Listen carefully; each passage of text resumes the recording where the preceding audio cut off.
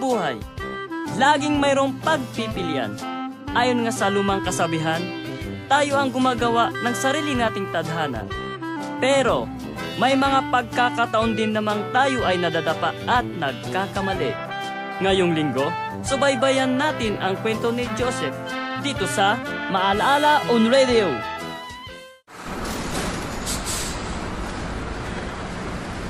Joseph, nandito na tayo sa paradahan. Ingat ka sa biyahe at tandaan mo, aral ng mabuti. Nanay naman, syempre naman po. Pag uwi ko dito, isa na akong engineer.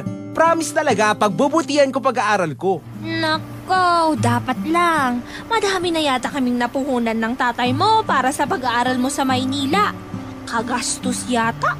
Ewan ko ba naman kasi sa'yo at dun mo pa gusto mag-aral. Oh, siya. Sumakay ka na at baka maiwan ka pa ng bus. Sige po, inay. Alis na po ako.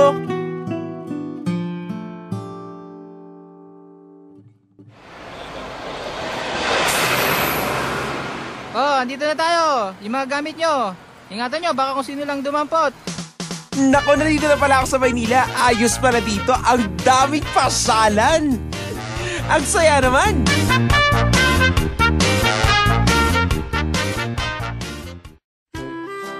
Umpisa na nga ito ng pakikipagsapalaran ni Joseph sa Maynila para mag-aral.